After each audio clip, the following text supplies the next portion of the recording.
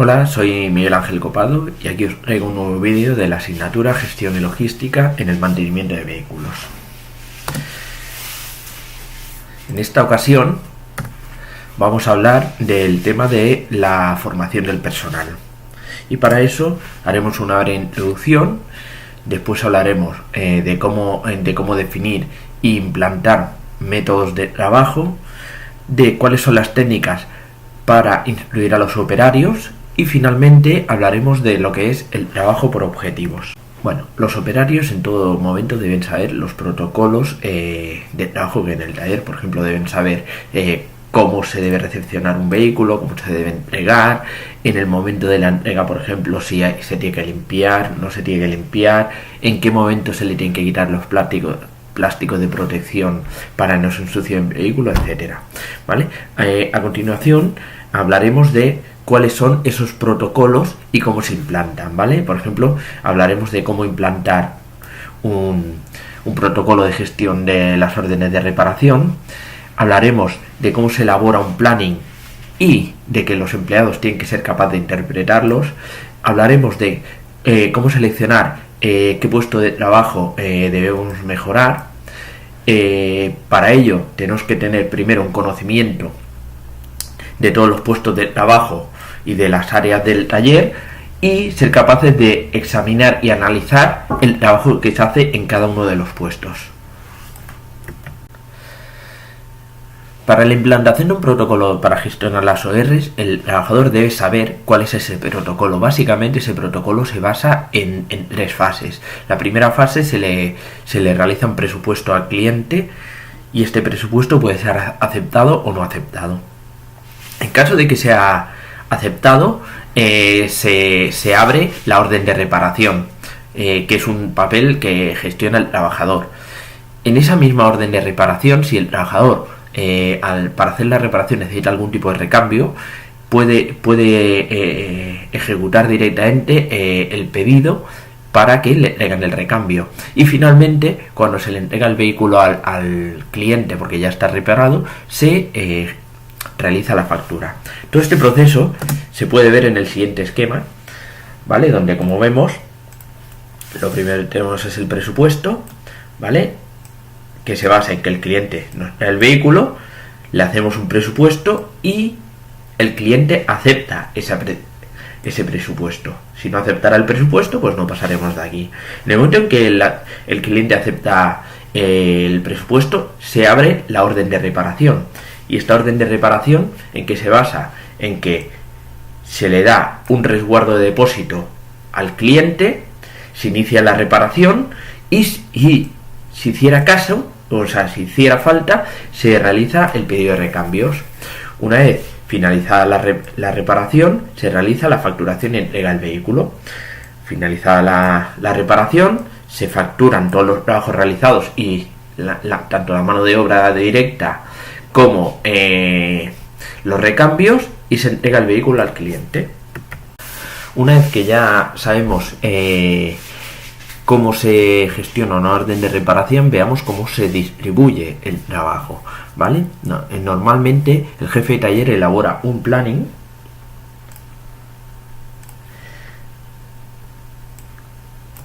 donde donde se le van adjudicando a todos los operarios un número de trabajos, ¿vale? Es importante que el operario sepa que ese planning viene definido por el jefe de taller, pero en función de los tiempos que marcan los programas de valoración de tiempo que dan los fabricantes. También es importante que aunque la adjudicación de unos trabajos a unos empleados o a otros sea en función de la categoría o de la destreza, siempre se tiene que intentar que haya que sea una distribución equitativa para evitar que unos trabajadores tengan sobrecargas y en cambio otros tengan falta de trabajo. En esta diapositiva vemos un planning típico de un taller en el que se va distribuyendo por día a cada mecánico los distintos trabajos que va a realizar durante el día. Si nos fijamos, la suma, donde pone unidades, estamos hablando de unidades de tiempo, tiene que estar, la suma debería estar cerca de lo que es la jornada laboral. Pues por ejemplo, el mecánico 1, el día 1 tiene 1 y 2, 3 y media, 5, 6, 6,6 horas ya distribuidas por el jefe de taller. O sea, ya tiene 6,6 horas ocupadas de la jornada laboral. Imaginemos que una jornada laboral fueran de 7 horas y media, pues sabemos que como mucho, si este trabajador no cogiera ningún trabajo imprevisto, este trabajador tendría como horas muertas improductivas, pues 0,9 horas. Puede pasar dentro de un taller que un puesto de trabajo tenga una productividad inadecuada, por debajo de los mínimos. Esto se puede deber a diversos factores. Algunos factores pueden ser causados por el operario, pero otros pueden ser causados por los propios procesos, movimientos, etcétera. Antes de tomar ninguna decisión, lo que haremos será hacer un estudio a fondo de movimientos, procesos y formación o capacitación del operario, siempre pidiendo la colaboración total del operario. Si terminado este estudio vemos que el problema viene por el operario, se le intentará dar la formación necesaria para que mejore en su trabajo diario, y en caso de que la colaboración de este sea negativa, se buscarán otros métodos para que ese puesto de trabajo mejore su productividad, sin tener en cuenta la opinión del operario o sin tenerlo en cuenta a él como operario. Es muy importante que el operario conozca y sea formado para trabajar en un puesto de trabajo específico. Debe conocer tanto el área de trabajo como el puesto de trabajo, el espacio, su entorno, todas las áreas del taller, etcétera. Para que el operario pueda analizar y proponer mejoras, necesita saber la estructura, la jerarquía de la empresa. Normalmente la jerarquía es una jerarquía piramidal, ¿vale? Con lo cual la forma de exponer esas mejoras de su puesto de trabajo para mejorar la productividad serían siempre a su inmediato superior. Como vemos aquí en el organigrama de un taller, por ejemplo, el mecánico expondría las posibles mejoras de su puesto de trabajo a su inmediato superior, como sería el jefe de taller. En caso de que no tuviera la suficiente capacidad para realizar esas mejoras, hablaría con el jefe administrativo, y si no tuviera la capacidad para realizar eso, como última opción se hablaría con el gerente de servicio para ver si aceptaría esas mejoras o no. Para poder analizar bien un puesto de trabajo, el operario debe ser capaz de informar a sus superiores, a la empresa, el trabajo diario que realiza. Esto hoy día es muy fácil con los equipos informáticos actuales, pues a cada operación se le otorga un código.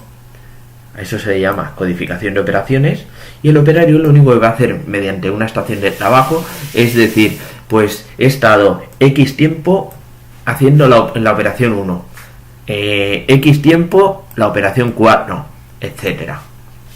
Para ello es muy importante que el empleado esté bien formado, porque si no está bien formado, ¿qué puede pasar? Que la pérdida de tiempo que tendrá introduciendo la codificación sea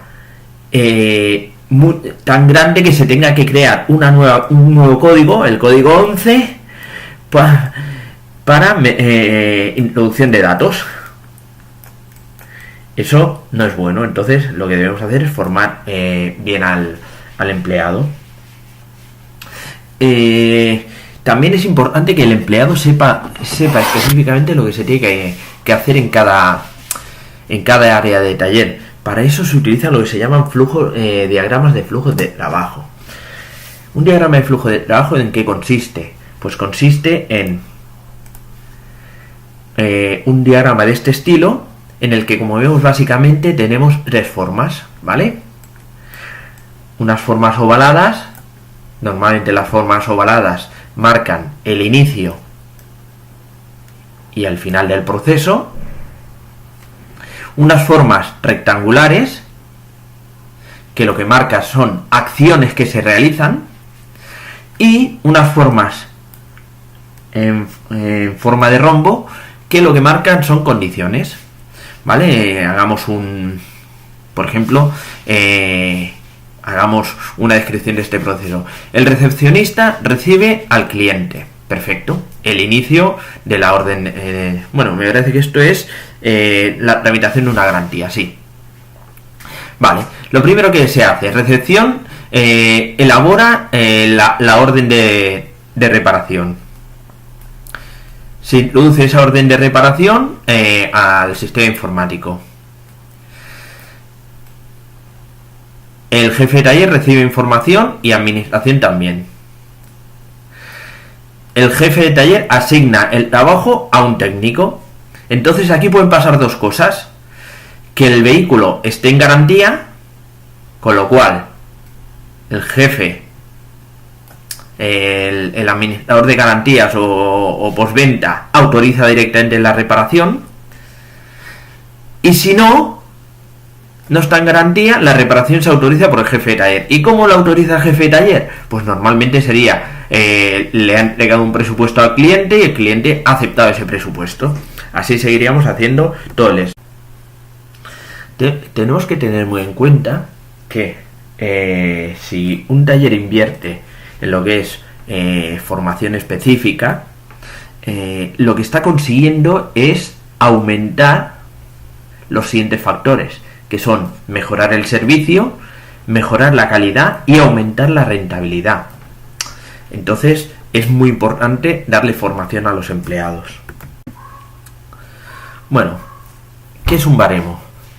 Básicamente un taller, el principal producto que comercializa es la mano de obra directa, con lo cual debemos tener un elemento sencillo y que mejore la gestión para ser capaz de facturar esa mano de obra directa.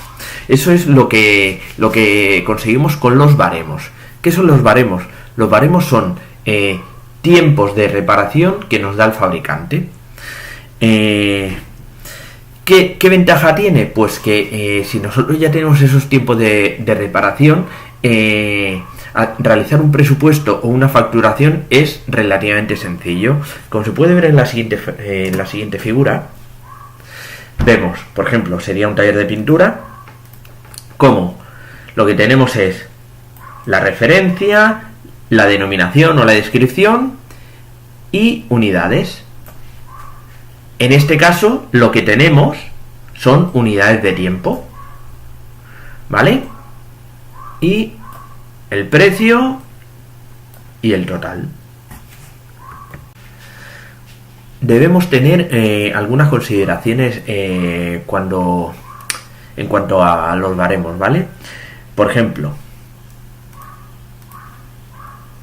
los tiempos de los baremos son un análisis de desmontaje, montaje, sustitución, mantenimiento, etcétera, ¿vale? Pero, muy importante, se tiene que tener en cuenta el tiempo de preparación del puesto de trabajo.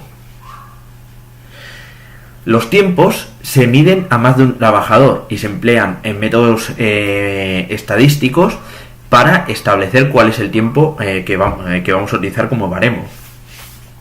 Y, muy importante, los trabajadores tienen que trabajar a un ritmo normal durante la prueba. No, si nosotros le diéramos un baremo con un trabajador trabajando a destajo, lo que estaríamos obligando es a los trabajadores normales, que no están cobrando incentivos, trabajar a destajo, con lo cual lo que estaríamos creando es una fatiga al trabajador por sobrecargas de trabajo que finalmente repercutiría negativamente en la empresa. En cuanto al aprovisionamiento de recambios, debemos marcar unas pautas. Una pauta importante es que se tiene que disponer de una codificación del material para pedir. Otra, y lo más importante a la hora del aprovisionamiento, es cuándo y cuánto vamos a pedir. En función de esas dos pautas aparecen diversos tipos de aprovisionamiento. Los principales son el aprovisionamiento periódico, el aprovisionamiento por punto de pedido y el aprovisionamiento mixto, ¿vale? Cada uno de ellos depende de una cosa. Por ejemplo, en el periódico viene determinado por el espacio entre pedidos, fijando siempre la cantidad. Nosotros debemos saber que si el proveedor nos dice que nos va a repartir cada 15 días, nosotros tenemos que saber cuánto gastamos en 15 días y la cantidad siempre es fija. Por punto de pedido se fija una cantidad de pedido mínima, la cual nos indica el momento de realizar la demanda. Es al revés, nosotros decidimos el mínimo pedido que queremos hacer y entonces el proveedor nos dice, pues para servirte ese mínimo,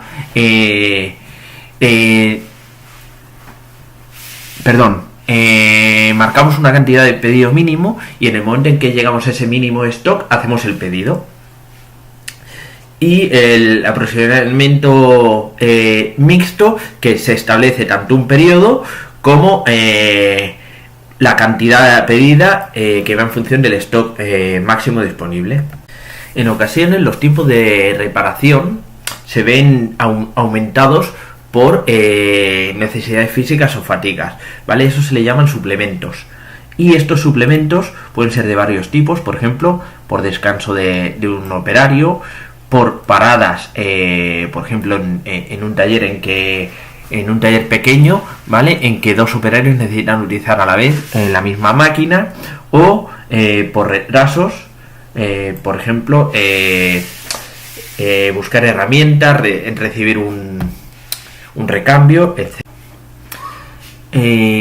Para el control de tiempos tenemos dos tipos, el del personal y el del taller. Los dos se realizan de forma muy parecida, ¿vale? En el caso del control de tiempo de personal, el personal fichará a la entrada y a la salida del taller, a la entrada de una orden de reparación, a la salida de esa orden de reparación, etcétera. Estos fichajes se hacen mediante o software en un PC específico, una estación de trabajo, o, por ejemplo, utilizando la huella dactilar. En cuanto a los tiempos de taller, se realizan igual. A partir de que un empleado está fichando sobre una orden de reparación, el software analiza esos fichajes y analizan el tiempo que se ha dedicado a esa reparación. Para eso, pues tenemos otras formas de fichaje, como podría ser relojes analógicos de cartulina, o lo más normal hoy día en grandes talleres, que es tener estaciones de trabajo donde poder fichar y realizar todas las operaciones que se necesitan de una orden de reparación. Bueno, ya tenemos establecido cómo calcular tiempos, cómo analizar los puestos de trabajo. Un buen análisis de todo lo que se realiza en un taller se podría hacer, es lo que se llama productividad.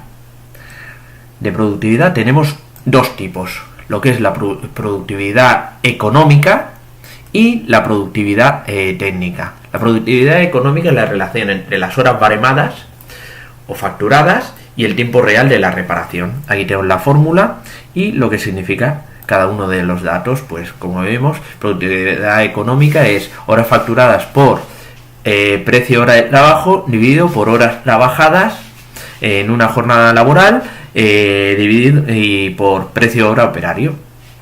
Perfecto. Aparte de esta tenemos también lo que es la productividad técnica. La productividad técnica se basa en las horas reales trabajadas por el empleado dividido por las horas trabajadas en una jornada laboral.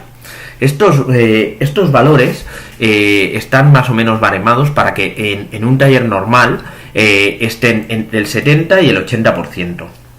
Algunas buenas marcas dan por bueno el 85% y otras el 90%, aunque es un porcentaje poco utilizado. Veamos lo que significan esos porcentajes, ¿vale? Que sería el gap, el grado de aprovechamiento, la productividad técnica, etcétera. Si la productividad está por debajo del estándar, las causas pueden ser que falta trabajo, que se ha calculado mal la mano de obra directa, que no se realiza correctamente la supervisión de esa mano de obra directa, que falta capacidades o formación en esa mano de obra directa, se ha programado mal el trabajo, hay paros excesivos, pues por ejemplo, por mala planificación de recambios, y paros excesivos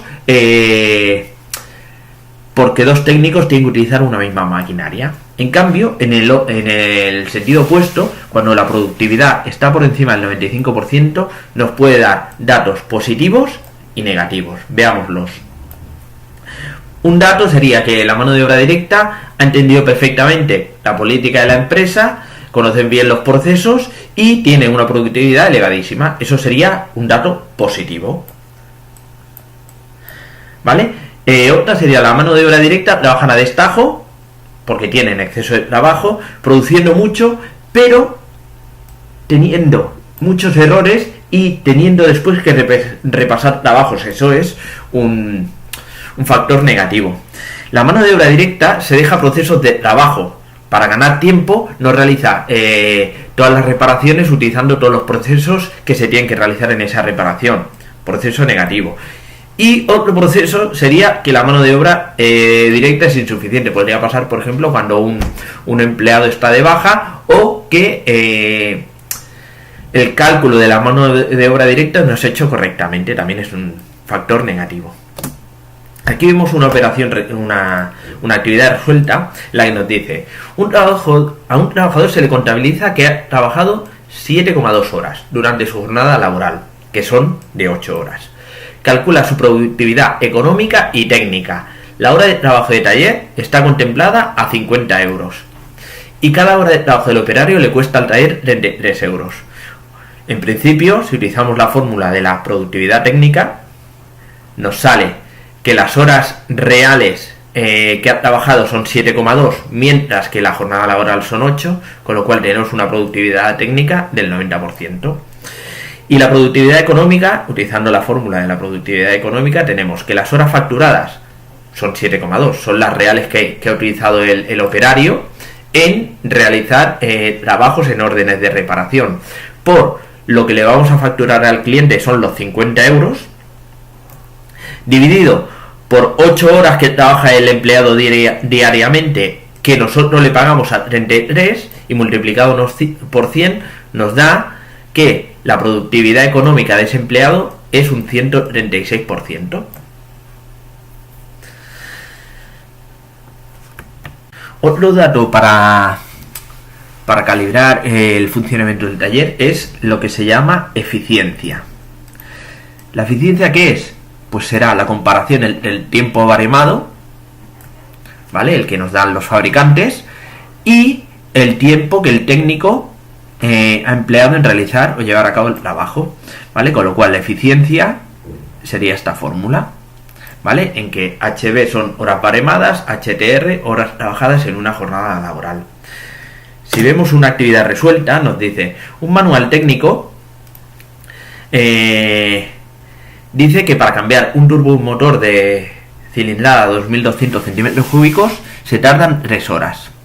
El coste de la hora es de 70 euros, impuestos incluidos, y el técnico emplea 2,5 horas. ¿Qué beneficio y eficiencia obtenemos? Fijémonos, ¿vale? La eficiencia, la fórmula de la eficiencia, ¿vale? Y nos dice que las horas baremadas son 3 horas y que el trabajador ocupa 2,5 horas, ¿vale? Con lo cual tenemos una eficiencia del 120%, ¿vale? Para calcular el beneficio calculamos, según el manual de tiempo generado por el fabricante, deberíamos cobrarle 70 euros por 3 horas, 210 euros. El tiempo que ha empleado el operario realmente es de 2,5 horas, ¿vale? 2,5 horas por 70 euros nos da pues 175. Si a 210 euros le quitamos los 175 euros, que nos queda pues un beneficio neto de 35 euros. Y aquí en principio acaba este vídeo. Espero os haya gustado. Nos vemos en próximos vídeos. Un abrazo.